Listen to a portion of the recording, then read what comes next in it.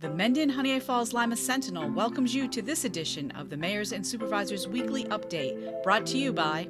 Each week, our community makes history. Each week, you make history. And each week, there's only one source to turn to for the first take on history.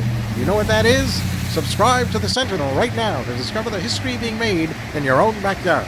The Mendon-Honeoye Falls-Lima Sentinel. More than just your news, it's your history. Welcome, everyone, to this week's edition of the Mayors and Supervisors Update. I'm Chris Carosa, publisher of the Mendon-Honeoye Falls-Lima Sentinel, and each week we bring you the goings-on in the towns and villages that we cover. This week we'll be starting off with Tim Sheefen in the town of West Bloomfield. Tim, what's wild and woolly in West Bloomfield? Oh, we finally got a warm front. I see some sunshine out there. That's kind of a blessing. We got a bunch of crazy stuff going on. I'll try to keep it fast-paced, brief, and to the point. I'd like to let people know that Saturday, May 2nd, there'll be an event at the West Bloomfield Congregational Church. There's going to be a fellow there talking about solar. Kind of ties in with our current situation here in the town of West Bloomfield. We do currently have a moratorium on solar projects, and we're eagerly getting our legislation tuned in so we can vote that into a policy and a law here in town of West Bloomfield. So we can have some regulation on these solar projects, because while I agree that solar is a great thing, we don't want to lose the ability to direct and guide and make it the way that's going to benefit our community. I'm not saying we're against it, but we don't want to see our nice rural character change because we got these huge solar fields eating up our countryside. Just got back from 2 days at the New York State Association of Towns. Some great training. I saw one of my counterparts, Joe, there. We interacted a bit. I got to introduce Joe to some of my fellow supervisors there in Ontario County. We had a nice turnout of those folks. And my head came back crammed with a whole bunch of stuff that I'm still trying to sort out and figure out. I see Steve grinning over there. It sounds like he's walked in these shoes quite a bit. Last night was the deadline for the ARPA forms to wrap up these American Rescue Plan Act funds that came our way a couple years ago. Our community took advantage of those funds, and we paved our parking lot, so we are handicap compliant here at the town hall now, and that lets us get back to voting right here at our beautiful town hall. We also replaced our aging playground here at Prouty Park, which is adjacent to town hall. So now we have some nice, a little better quality playground equipment, and it's accessible for handicap and for people with disabilities. So that made a huge difference. But let me tell you, this paperwork that you got to go through with the United States Treasury on this ARPA stuff is extremely arduous. And my predecessor dropped the ball on this. His last filing was way back in June of 2025. So he missed some of that. He didn't have it in order. And, I'm going to make a little fun of myself. I'm just some dumb auto mechanic, but I spent hours behind the computer over the past couple of weeks, literally like 20 of them. And I was here till 9 o'clock last night before I could get all those stupid little symbols to turn green. And I was able to zero out the ARPA funds. So the government isn't going to claw back about $7,000, which was the case when I got here.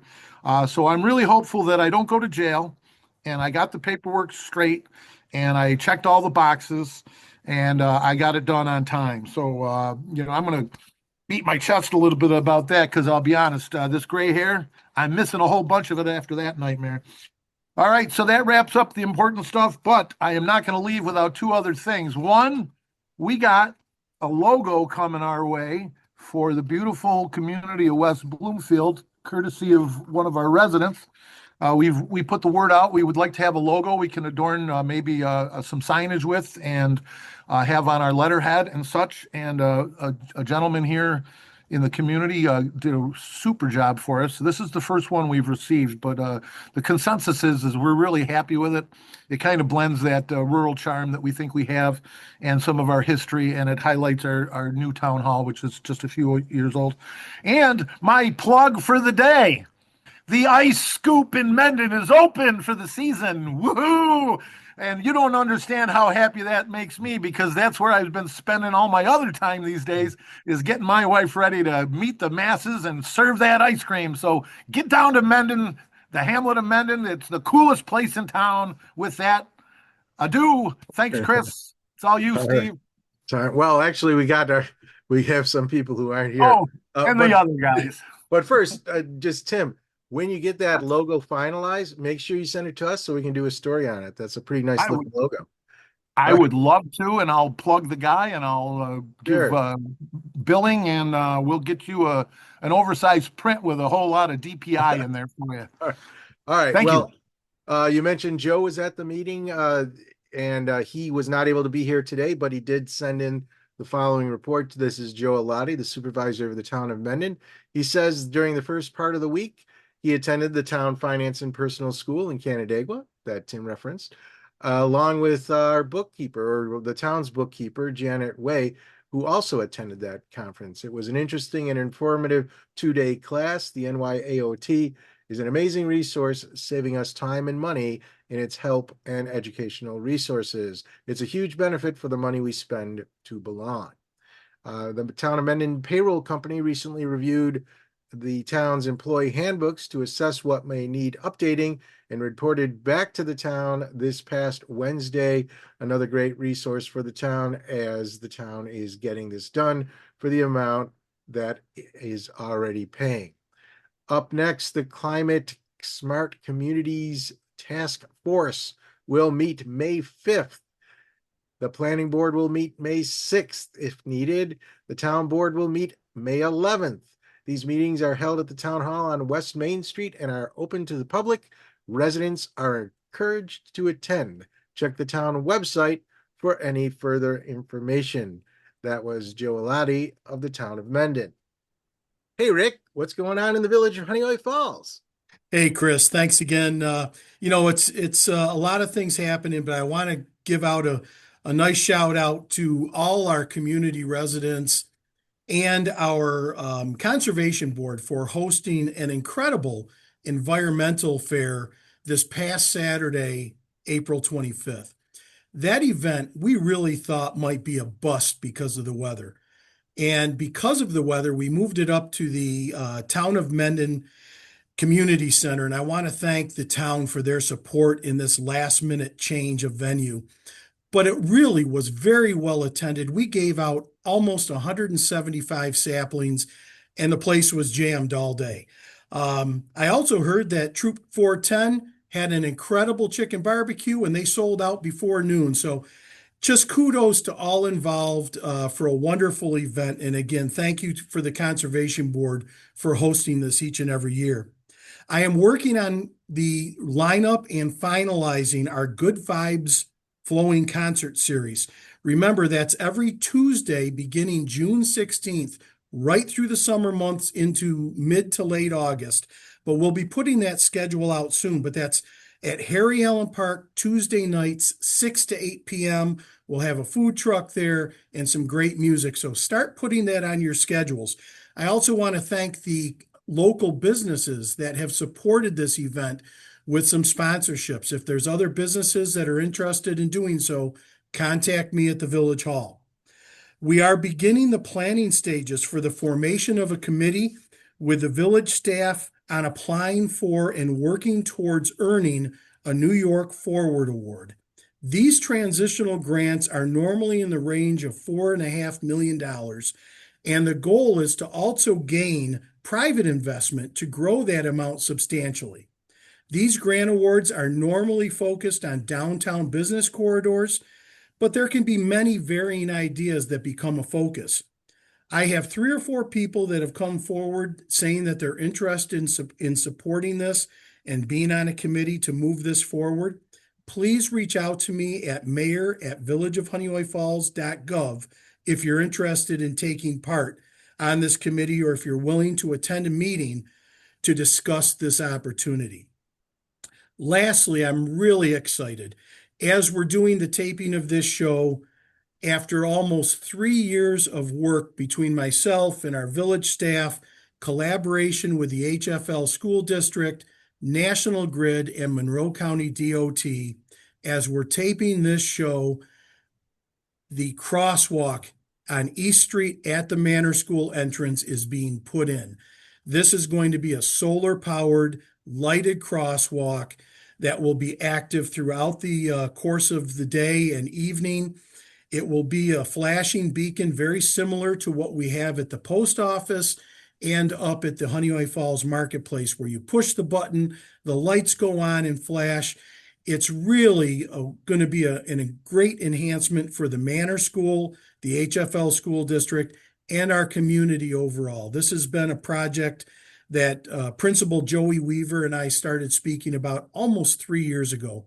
We're really excited to have this being completed as of today, and we hope that the residents and those crossing over to the Manor School and the school district in general at that location will find this to be a much safer way of travel. So with that, we thank all those who were involved. Chris, thanks for this opportunity to get on and talk a little bit about what's happening in the village, and we'll see you all next week. All right. Thanks, Rick. And now we have Lee Hankins, who also couldn't make it today. His report is on May 13th at the Rush Town next. Sorry. And now we have Lee Hankins, the supervisor of the town of Rush, who also couldn't make it today, sent in this report on May 13th at the Rush next regular board meeting. It will have two public hearings. The first hearing is for a 6-month moratorium on Tier 3 solar installations. The moratorium was requested by our solar committee, that would be the Rush Solar Committee, who wants time to update the Rush zoning regulations. The moratorium will not impact any existing solar installations. The second public hearing is on the Rush Town Code revision to match the state's update on their 466A volunteer firefighter and ambulance worker exemption. The town held a public informational session at its last board meeting where many residents offered valued feedback to the board on the code committee's proposed resolutions to modernize the town's R20-R30 residential zoning codes. The Rush held a follow-up workshop on April 27th, where the board continued to work on code provisions designed to balance the different interests and concerns of residents living in the town of Rush. The board is committed to making sure residents are well informed and actively involved in the review of the proposed changes. The proposed revisions are available on the Town of Rush's website. The Town of Rush is seeking proposals from qualified individuals or firms to serve as a communications consultant to provide technical support, training, and procedures so the town can achieve consistent, timely, and professional digital communications between the town programs and services and residents who prefer using technological solutions. This has been an unaddressed need for a long time in the town of Rush, and it has the technology, but needs the experts to make sure Rush is using it successfully. Rush is recruiting a building clerk, court clerk, dog control officer, and part-time building inspector. That's all we have from the town of Rush. And next we move over to Steve Schultz in the town of Henrietta. Steve, all yours. Take it away. Thank you. So on June 13th, from 9 to 1, we have an electronics recycling program. Hopefully it'll be as well used as our paint recycling, which will have happened just this past weekend, where we had over 500 people sign up. Many people driving through the east of Town Hall will probably have noticed that we removed the massive bump on Calkins and East Henrietta roads that was caused by the water main break. If a couple of weeks ago you saw a whole bunch of us out there in yellow vests, that was us. We were having trouble getting the New York State DOT to approve our plans. They didn't seem to make it a priority, so we got them out there and had them watch motorists fly over, kind of a la Evel Knievel, because you're coming up the hill from the east and you hit this almost a jump. But the pavement was uplifted about 12 inches, and there was a split in the pavement that created kind of a 6-inch jump. So it really needed work. So we finally were able to get them to approve it. The permanent repairs will probably be sometime this summer or fall. They're going to have to fully engineer it, cut the pavement back to the crosswalks, dig out all the earth and stone underneath that was displaced by the water, and compact it and then repave it. The water, for those who don't know, there are three large water mains. I think there's two that are 36-inch in diameter and one that's 24-inch in diameter. And these are coming down from Hemlock Lake. You think about the significant elevation difference between Hemlock Lake and Henrietta. It's a massive amount of pressure there. And so when that thing blew, it was on that really, really cold day. One of the valves essentially broke off. It lifted a car off the pavement that was over where the water escaped. So glad to have that cleaned up, especially because we were afraid if motorcycle season started up, there'd be accidents. Bids went out for our senior center expansion. It's actually two expansions. We're expanding our dining hall to the west and our kitchen to the north. With the senior housing we've been adding, the attendance at the senior center has gone up significantly, and we've had some lunches that are sold out, so we need to expand. Bids also went out for Tinker Park Playground. A couple of years ago, we put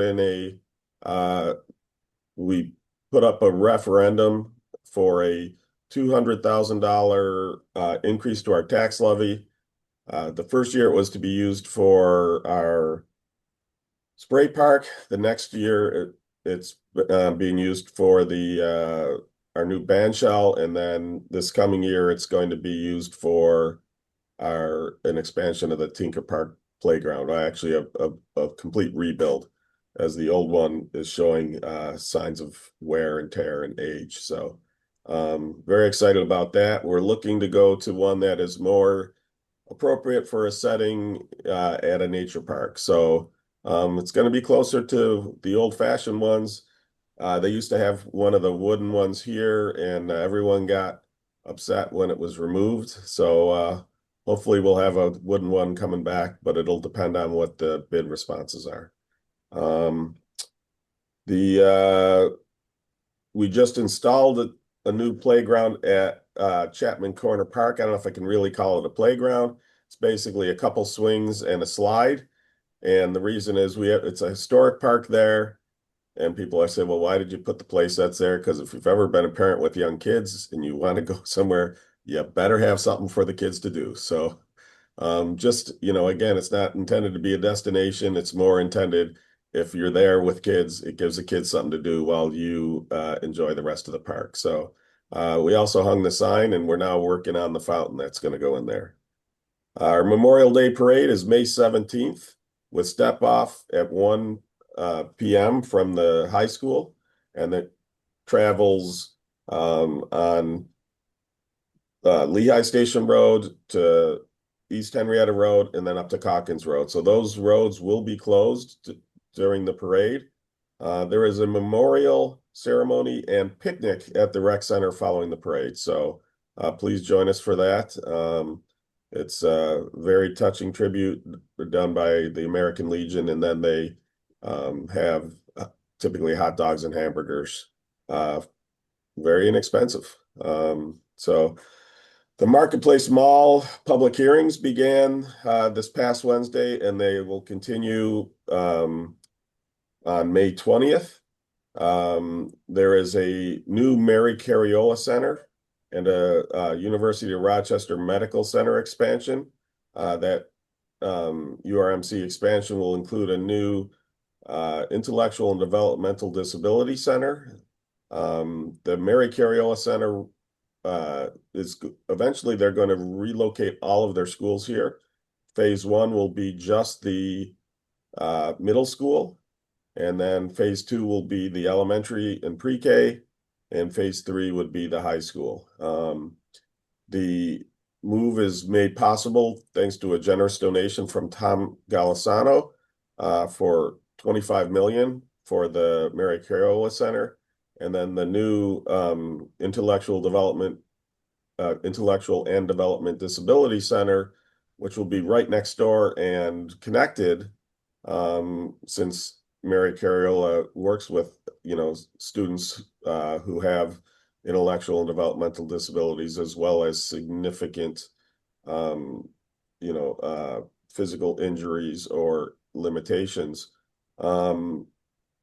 That center received a $50 million donation from Tom Golisano. So essentially, this whole new project is largely being funded by Mr. Golisano. So we thank him for his generosity, and we look forward to these coming into the mall.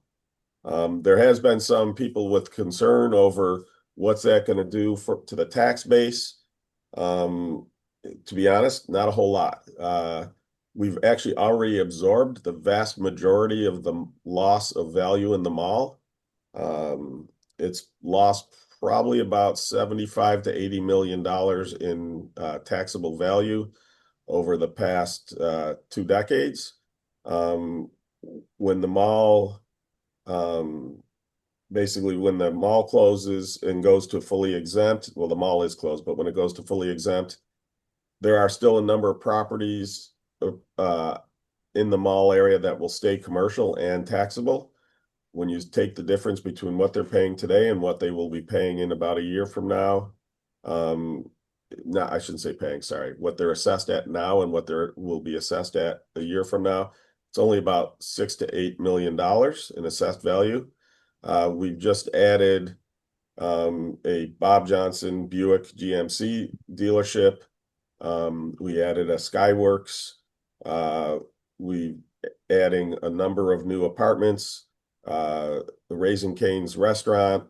When you add all these new businesses, it's greater than the loss at the mall. So where those businesses would have been cumulative, they will more than replace the values lost at the mall. So there will not be a significant, there won't be a decline in the taxable base due to the loss of the mall.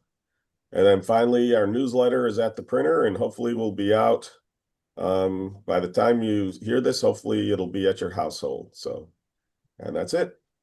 All right. Thanks, Steve. Tim, anything more? Or are you all set? I'm good.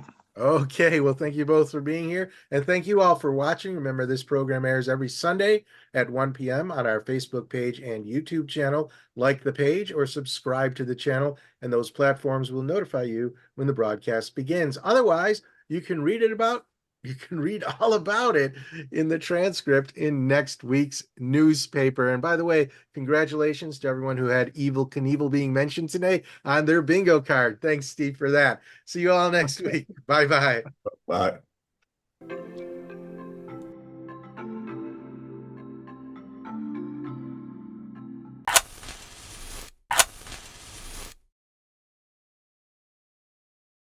Imagine yourself communicating with a difference. Pan-Dimensional Solutions helps you do this. Whether live spectator events, taped broadcasts, or real-time audience-engaging programs, you can benefit immediately from the tools Pan-Dimensional Solutions will share with you.